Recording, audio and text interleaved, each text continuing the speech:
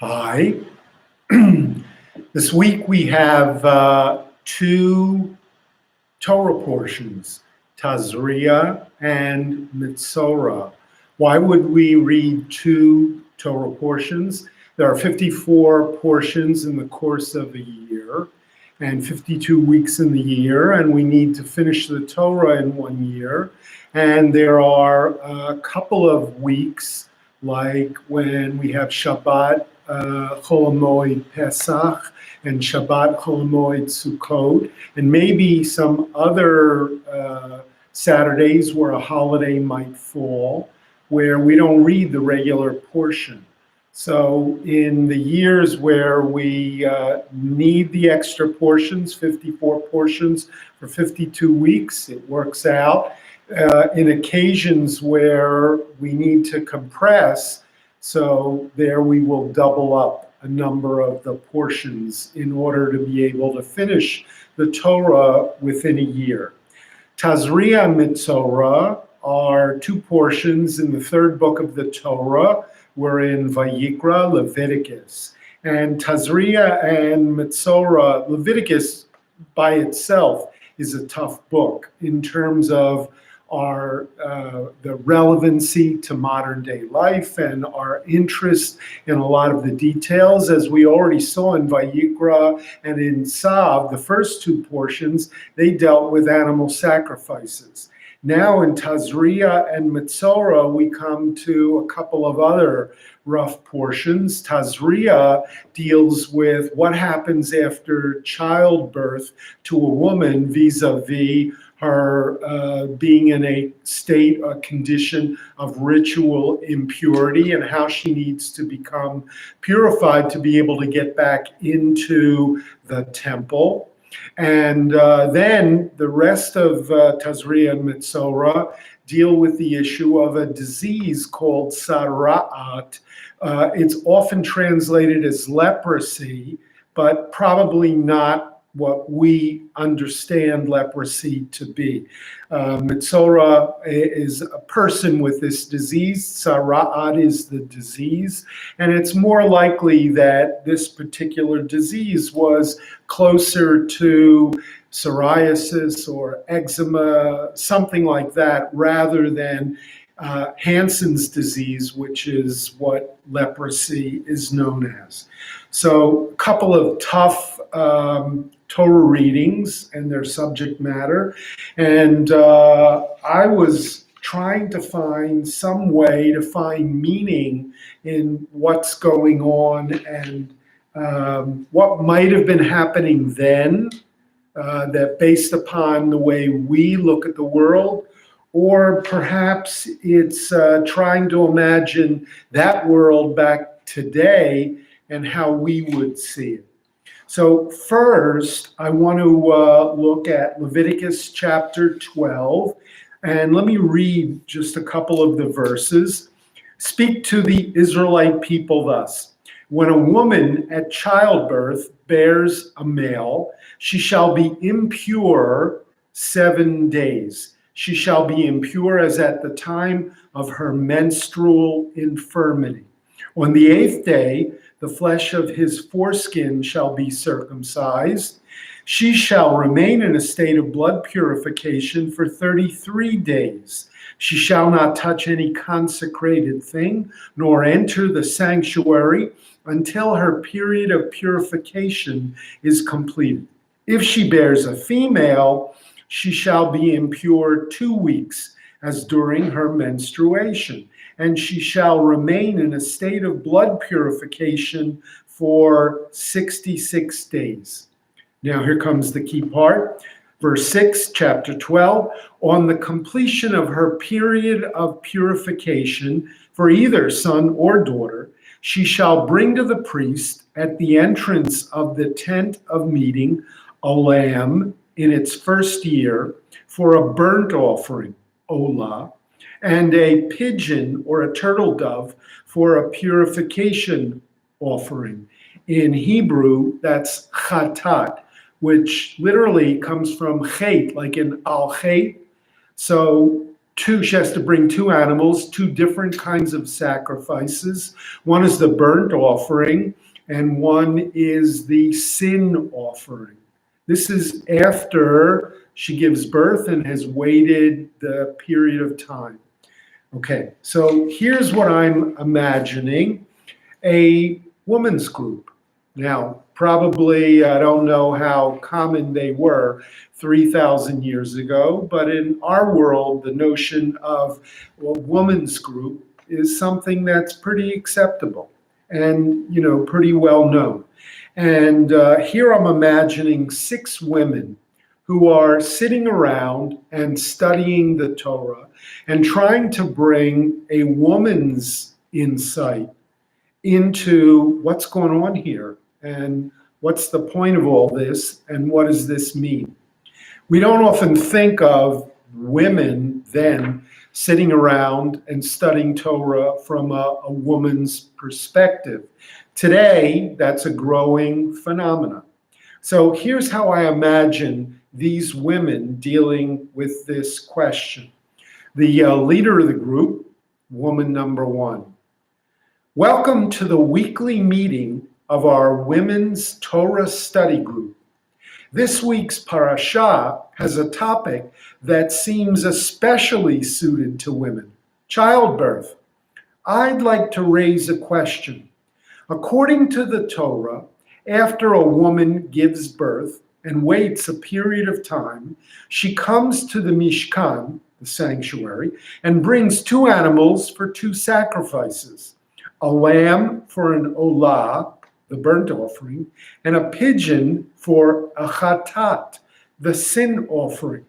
Why in the world would a woman who just gave birth have to bring a sin offering? So woman number 2 says, I've heard some people say that while in the pains of labor and childbirth, the woman might have taken a vow. I swear to God that I'll never have sex again, since this is what it leads to. Later, after some time has gone by, she forgets the pain and regrets the oath. The sin offering is her way of atoning for a rash vow that she can't fulfill. Woman number 3, very angry at this explanation. I hate that. It could only have been a man who came up with that explanation. That's all men think about: sex and themselves. No understanding of what a woman goes through. No compassion for the pain and suffering of childbirth. There shouldn't be a sin offering after bringing new life into the world. I completely disagree with the Torah's rule and with some man's justification of it. Woman number 4 says, I'll agree with you about the no more sex explanation, but to be honest, after I had my child, there were many times that I felt like I was a terrible mother. There were moments when I hadn't had 4 straight hours of sleep for a whole month, that I resented my son. There were times while I was breastfeeding when I was in such discomfort that I wanted to plop him back in his crib, slam the door to the nursery, and just run away. There were occasions when he just wouldn't stop crying, and the worst thoughts went through my mind. I'm ashamed to admit it, but it's true. Afterwards, I felt so guilty. I can understand why the Torah might suggest that a mother bring a sin offering to help her deal with her dark feelings. If God is ready to accept her offering and forgive her, maybe she can forgive herself as well. And then woman number 5 says, I can't speak about the sin offering, but I find it very interesting that the sacrifice the new mother brings to the tabernacle is a bird, a pigeon, or a turtle dove. It's a warning. As attached as you may sometimes feel to this child, know that one day she will fly away, and you will have to let her go. you will feel sad. And then woman number 6 says, and a little angry. And maybe that's why it's a sin offering, why that's in order. Not just for something that the mother felt about her newborn, but for something she will feel 18 years later. Forgiveness comes not just after the fact, but in advance for all the sins we will do. And then woman number 1, the leader of the group, says, thank you, sisters, for those beautiful and brutally honest insights. Wisdom that not even a Rashi could come up with. And of course, the reference to Rashi is Rabbi Shlomo, son of Isaac, Yitzchak, lived in France in the 11th century, and he commented on the entire Bible as well as the Talmud. And he's considered the classic interpreter of the Torah. One of the interesting things is, in reference to why a sin offering, this is a new Chumash called the Steinsaltz Chumash, and it's from a very traditional point of view. And listen to what he has to say about this question. One can readily understand why the woman brings a burnt offering, as this is an expression of gratitude for a birth that went smoothly. But what does her offering have to do with atonement? What sin has she committed? The sages, who of course were all men, the sages suggest, though not necessarily based on the plain meaning of the verses, that the woman might have committed sins or entertained evil thoughts in the wake of the pregnancy or childbirth. In her pain and suffering, she might have expressed herself inappropriately, and she must therefore bring an offering for atonement after a period of time has passed, during which she would have come to regret her actions.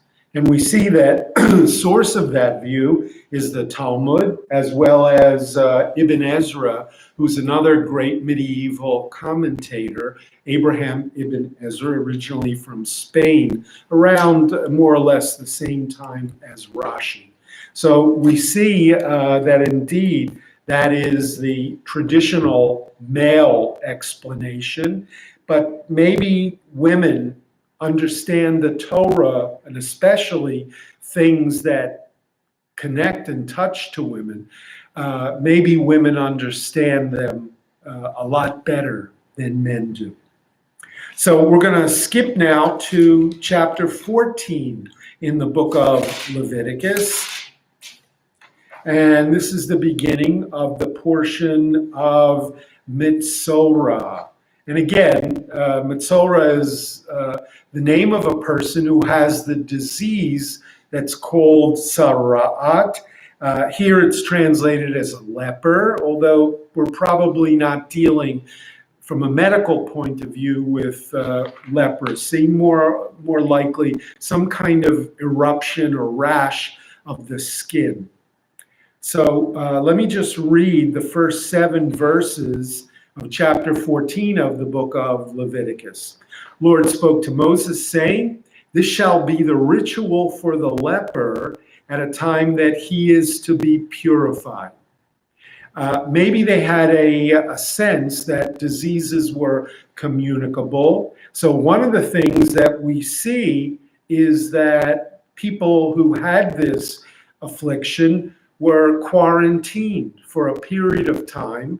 And then while they didn't have doctors, the Kohen and the Levi, they served in a sense in that role. They would examine the illness, the eruption, the rash, the skin, and they would decide, is it this, is it that? Do we need more quarantine? Are they ready to be purified? So, in a sense, what we have in this Torah portion, Metsora, is a kind of a medical handbook for that day, 3,000 years ago, of here's what you look for and here's how we deal with this particular disease. When it has been reported to the priest shall go outside the camp. If the priest sees that the leper has been healed of his scaly affection, the priest shall order 2 live, pure birds, cedar wood, crimson stuff, and hyssop, to be brought for him who is to be purified. The priest shall order one of the birds slaughtered over fresh water in an earthen vessel. And he shall take the live bird, along with the cedar wood, the crimson stuff, and the hyssop, and dip them together with the live bird in the blood of the bird that was slaughtered over the fresh water. He shall then sprinkle it 7 times on him who is to be purified of the eruption, and purify him. And he shall set the live bird free in the open country. Okay, so that's the very weird, unusual laws, the protocol of what you do when the time comes for the purification. So I was wondering, as I looked at this passage, wonder how the priest feels as he goes through, his perusal and the medical procedure. I wonder how the person afflicted, the patient, what he must be feeling, right, as he's been quarantined and watching this either get worse or get better, and goes through this ritual with the 2 birds, one killed, one kept, one is flown away, with cedar wood, which was among the most tall trees in the Middle East, and the hyssop, which is a shrub. So you're taking these 2 opposite kinds of things, and then some crimson stuff, probably some wool that was dyed red, and then all of this along with the blood, and sprinkling the mixture of the bloody water on the person. Okay, so I wanted to look at this story not from the point of view of the Kohen, not from the point of view of the patient, but from the point of view of one of the birds. Okay, so bear with me. Here's the bird thinking. 2 men, one in colorful clothes who seems in charge, one in plain clothes who seems to be ill. 2 branches, one from the tall cedar tree, one from the lowly hyssop bush. 2 birds, you and me, though we look the same. And then that reddish stuff, sheep wool with red color from an insect. What's going on here? What's happening?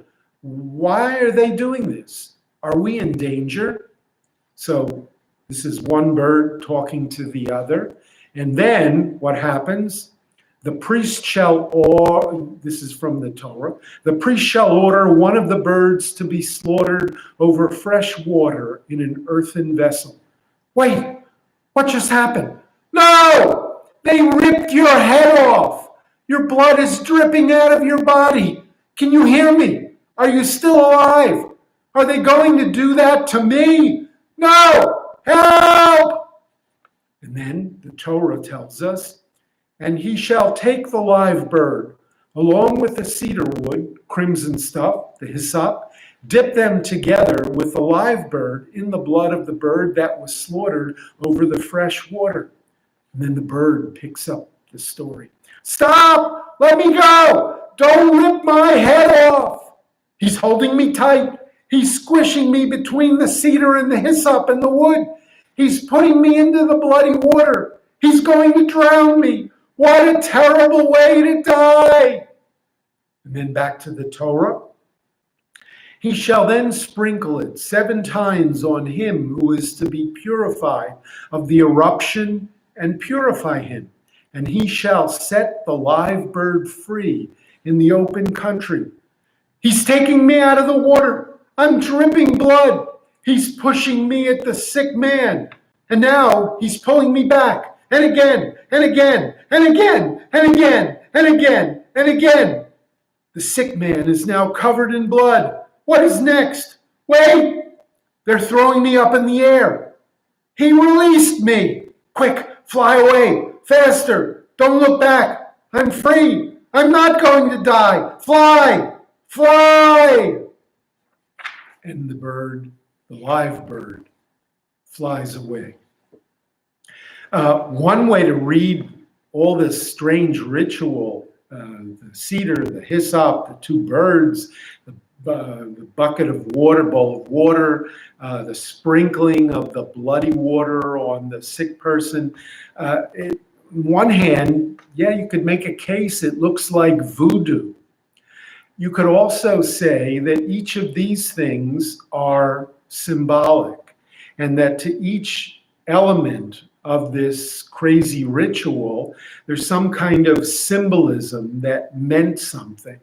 Whether it's the cedar tree, which was the largest tree in the Middle East. Think about the flag of Lebanon, the cedar of Lebanon, right? And the cedar tree, which was used by Solomon to build the temple because it was so tall and so strong and so beautiful, right? That's part of what's going on, contrasted with the hyssop and maybe this little shrub. So maybe it's like saying, you were this, you're going to become that. You know, we've got 2 birds. One is killed, one lives, right? So that dealing with the disease, we've got one that represents what happens if things go south, what happens if you get healed and get better. And water, which is a source of life, and blood, which is symbol of death, right? The notion of all of these pairs present the notion to the patient that you know what, it's you're sort of on the cusp of things going this way or things going this way, and the flying away of the bird is ultimately a way that you too will fly, you too will live and will flourish. So that's another way of looking at this. Not a crazy voodoo ritual, but ritual that has some symbolism to it. I'm wondering if we take that attitude about all rituals, you know, whether those rituals are the lighting of candles or the blowing of the shofar, whatever else, you know, we do. Sometimes we say, well, that's what we do. We blow a shofar, we light candles at this time. But is it possible that each of those things has a symbolic meaning that perhaps goes right over our heads and we don't pay attention to that? We pay more attention to the specifics. I've mentioned this before. People are very attuned to things like when you end Shiva, you know, you need to take a walk around the block. And people are concerned about, do you walk around to the right or do you walk around to the left? And by focusing on things like that, as opposed to what's the symbolism of leaving the house and going around the neighborhood to be seen by, you know, your neighbors, to know that you've now passed this milestone, this landmark event in terms of a week of being confined at home. Okay, so often you'll see also in the cemetery at a burial, people become, some people who know the tradition about, you know, the first shovelful should be with the back of the shovel. And you see sometimes people get very upset if somebody hands up, no, don't hand me the shovel, put it back in the dirt. Or you pick up the shovel and, no, you're doing it the wrong way. The first shovelful has to go the back of the shovel. Then you do the front of the shovel. And somehow we get so caught up in the details of the ritual that we forget maybe the ritual is symbolic, is trying to teach us something.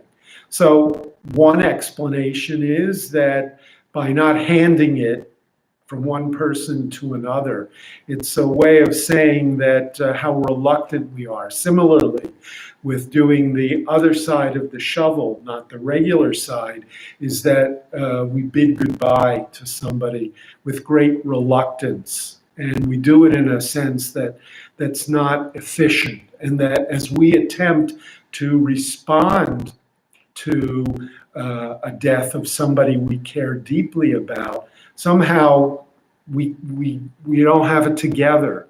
Somehow we're not efficient, right? We're not as good as we used to be before we were mourners. Maybe that's a reminder to us about that. Similarly, the tearing of the ribbon or of a person's clothes right before the funeral, right? And sometimes we get so caught up in, do I put it on the right side? Do I wear it on the left side? What do I do after Shiva? How long do I wear it? Do I wear it on the inside? Do I wear it on the outside? As opposed to, what does it symbolize? What does it mean to walk around with a tear, right? Does it mean like our hearts are broken, or that there's something that needs mending in our, not just in this ribbon or on our shirts, but something that needs mending in our lives? So that becomes a more important symbolic message than, do you have it on the right side? Is it on the left side? What's going on here? Finally, let's look at the Haftorah. By the way, this Shabbos, we have a special Haftorah because this Shabbat is also Rosh Chodesh. But I wanted to look at the Haftorah for Metsora that ordinarily would have been read this particular week. Metsora, again, is about somebody with this particular disease, often translated as leprosy. And the Haftorah tells a well-known story from the second book of Kings about people who had this disease and what happened to them. So here's the background. It seems that the Arameans, Aram is where today Syria would be. The Arameans were, at this particular time, they were one of the enemies of the Jewish people. And they came down, and in Samaria, in northern Israel, where the 10 tribes lived, they besieged the capital city. And the people inside the city were starving to death, right? The Arameans were all around the camp. Nobody could come in, nobody could come out. And people were on the verge of starvation inside the city. In the meantime, it turns out that within the city, there were 4 lepers, 4 people who had this disease, which was apparently very communicable. Well, it's bad enough the enemy's out there. We have no food in here. We're not going to let ourselves be killed by some disease. So what did they do? They pretty much exiled, they banished those people who had lepers. So here you've got the situation. Aramean camp is over there. You've got the Israelite city over here. And these 4 lepers are kicked out. And they're somewhere outside the city, but not near the proximity of the Aramean camp. The Arameans, they don't want to mess with these people because they're diseased. They're going to leave them alone. So here's what we read. The lepers, they realize that we're in this terrible situation. Let me read a few of the verses. There were 4 men, lepers, outside the gate. They said to one another, "Why should we sit here waiting for death? If we decide to go into the town, what with the famine in the town, we shall die there. And if we just sit here, still we die. Come, let us desert to the Aramean camp. If they let us live, we shall live. And if they put us to death, we shall but die."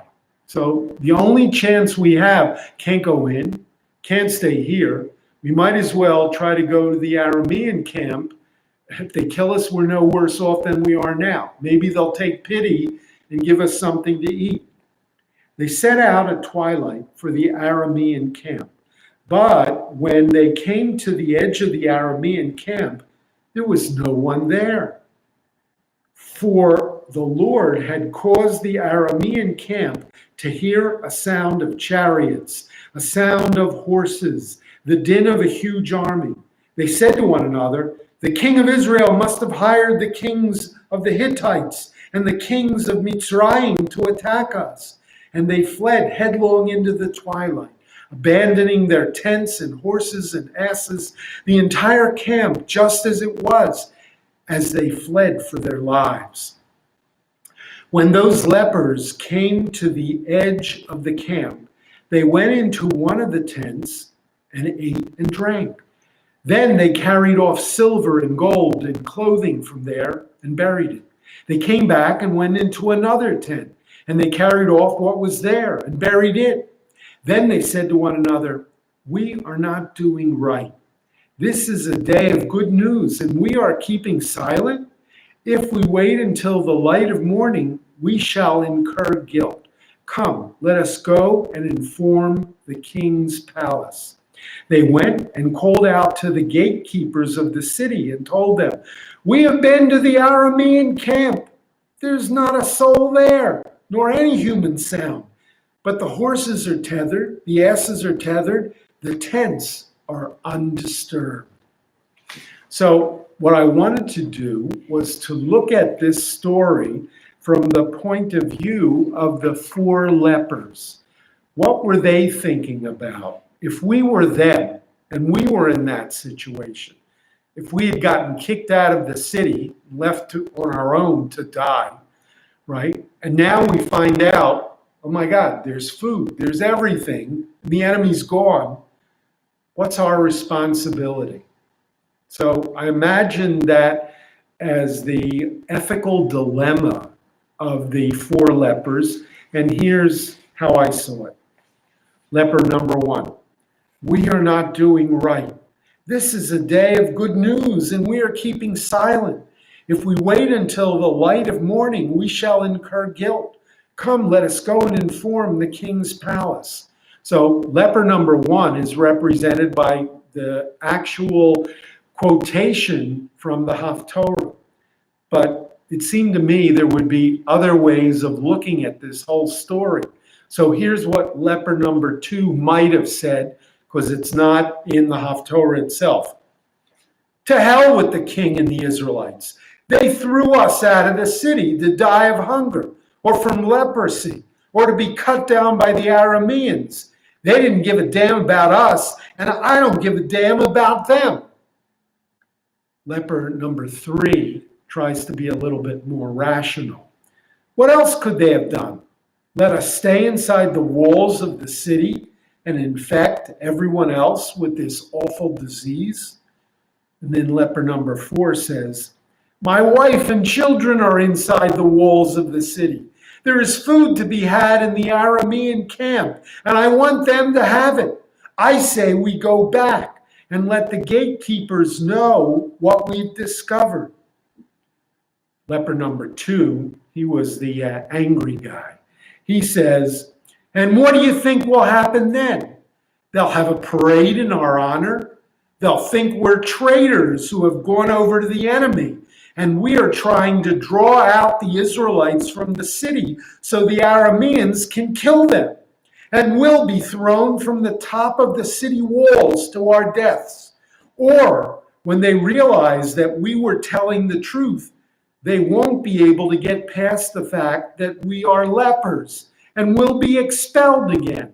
We'll be right back where we started from.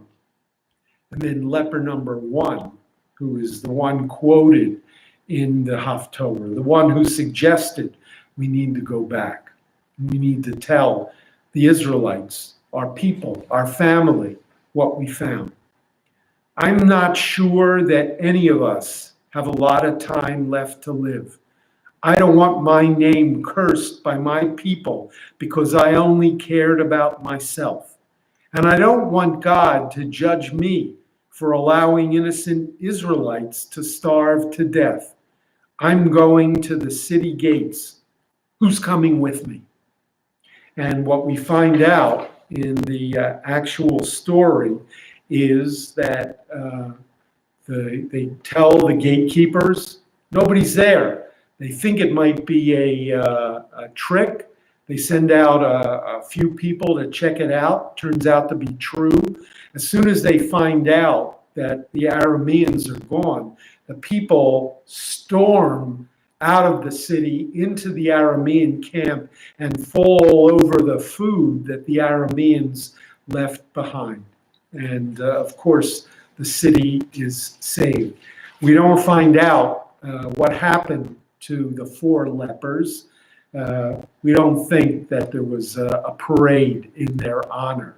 But it's a very interesting dilemma. If people weren't good to us, what do we owe them? Right? Do we need to be bigger than them? Do we return, did the people in the city, did they have another choice? Should they have kept the lepers? We're going to die anyway, either of starvation or from the swords of the Arameans. At least let's all die together. Why send out the people among us who may be sick? Should the people have acted differently? Did the lepers do the right thing under those circumstances? So that's the portions of Tazria and Metsora. That's a little bit about the Torah, about the Haftorah, which is from the story of lepers in Metsora. And you know what? We're going to pause. We're going to pick up at 8:30 with Mariv. And I hope to see you back in just a few minutes for that.